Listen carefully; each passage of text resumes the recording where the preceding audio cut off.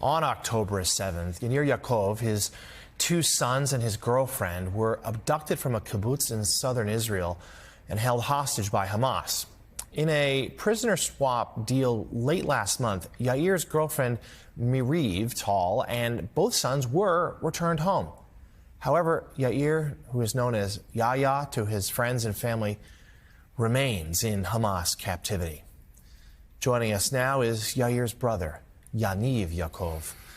We are so grateful that you were with us this morning, and we see your shirt there depicting your brother's image, and we know your hopes to have him home soon. So let's just simply start there. Have you received any sort of updates from the Israeli government as to your brother's condition or whereabouts, or any suggestion of developments that could, in fact, bring him home? No, we haven't heard anything. First, thank you for having me. That's one of the...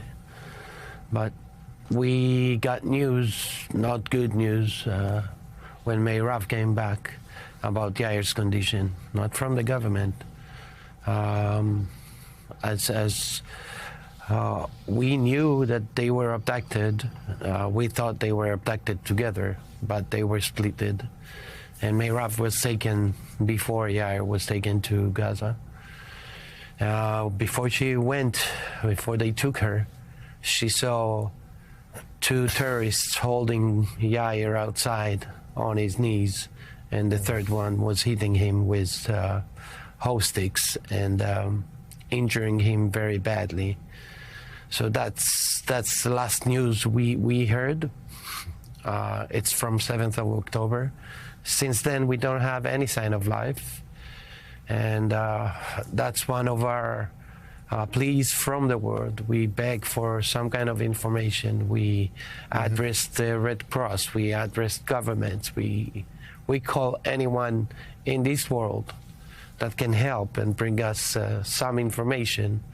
Of course, we want him back yesterday, not today. But the most agonizing thing is not knowing. We don't know what's his status, what's his situation, and we're worried. And since Meirav came back, we're even more worried because we heard those horrible things. Can you tell us a little bit about what she said her captivity was like, the conditions that she and their sons faced? Yeah, so I call it, and it's a bad word to call it like that, but I call it your luck.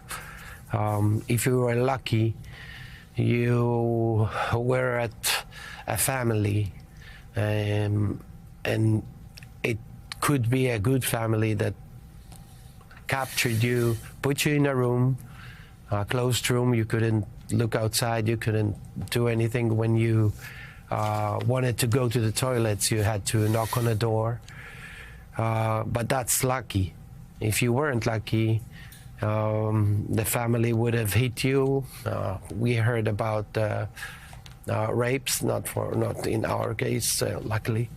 And it could be that you were in the tunnels, and if you're in the tunnels, so you don't see even sunlight.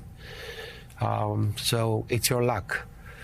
And I hope that my brother had the good part and not the bad one, because we heard about the things that the terrorists did within Gaza to the hostages, and the things that they are using against them, not just physically but also psychologically. We heard that they told them that Israel is out and no one is coming to save them. For the hostages, it's horrible, right?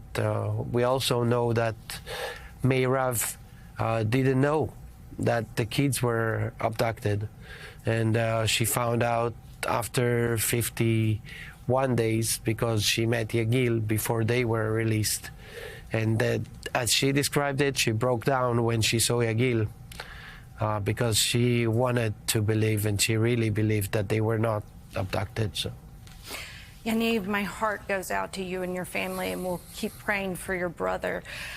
There recently was an address that the Prime Minister Netanyahu gave to some of the families of the hostages, and he was heckled, and they were asking him to do more. Do you share that view? What more could Netanyahu and his government be doing to secure the release of over 100 hostages who still remain? Well, our family's perspective, at least from our side, because there's a lot of families that have hostages, sadly. So there are a lot of opinions and a lot of thinking. So our side is we need to know what Hamas wants. And it doesn't matter right now what they want. If it can be achieved, if we can give them what they want in order to release all the hostages. And even before the release of all the hostages, what will they need in order for the Red Cross to give us some information? This is the things that I would tell Netanyahu to do. First, give us some insight.